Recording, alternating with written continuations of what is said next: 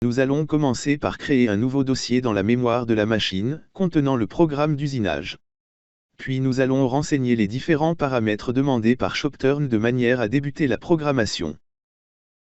Sélectionnez le programme manager ainsi, la liste des dossiers et des programmes disponibles en mémoire apparaît. Sélectionnez le dossier pièces.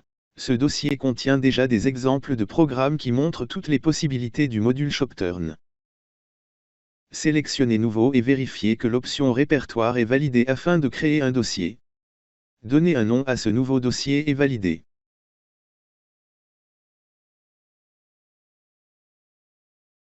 Automatiquement Shopturn vous propose de créer un programme dans ce nouveau dossier. Avec Shopturn il est possible de créer des programmes en mode conversationnel ou bien en mode ISO.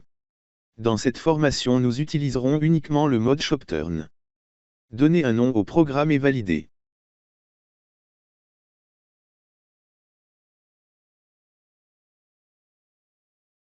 La page de préparation du programme s'ouvre automatiquement.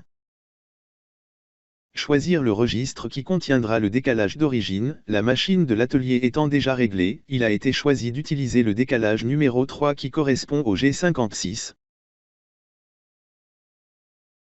Définir la forme de la pièce brute. Donner le diamètre de la pièce brute.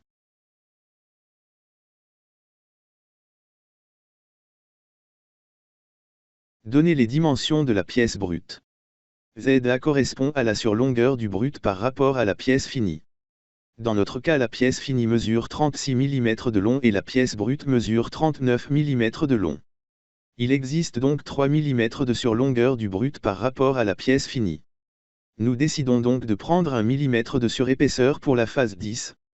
Le reste étant réservé pour l'usinage de la phase 20 de l'autre côté de la pièce. La valeur ZI indique la longueur totale du brut.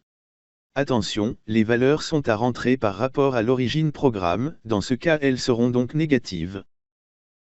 La valeur ZB correspond à la longueur de sortie de la pièce dans ses morts.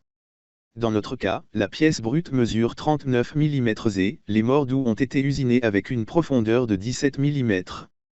La valeur ZB vaudra donc 39 moins 17 soit 22 mm. À nouveau en négatif car par rapport à l'origine programme. Choisir le type de plan de sécurité. Dans notre cas, nous n'avons pas d'usinage intérieur, un retrait simple sera donc suffisant. La distance de sécurité sera fixée à 1 mm pour cet exercice. Définir la position à laquelle la machine sera autorisée à changer d'outil. Dans notre exercice nous allons choisir un point arbitraire situé à 200 mm de l'origine programme sur l'axe X et sur l'axe Z. Sur la machine de l'atelier il faudra bien évidemment adapter ces valeurs à l'environnement d'usinage. Définir la fréquence de rotation maximale que ne devra pas dépasser la machine durant l'usinage. Dans cet exercice, nous allons définir une limite à 3000 tours par minute. Pour rappel le maximum autorisé par le mandrin de la machine de l'atelier est de 4000 tours par minute. Valider la préparation du programme. Votre programme est créé et préparé. Il reste maintenant à y ajouter les opérations d'usinage.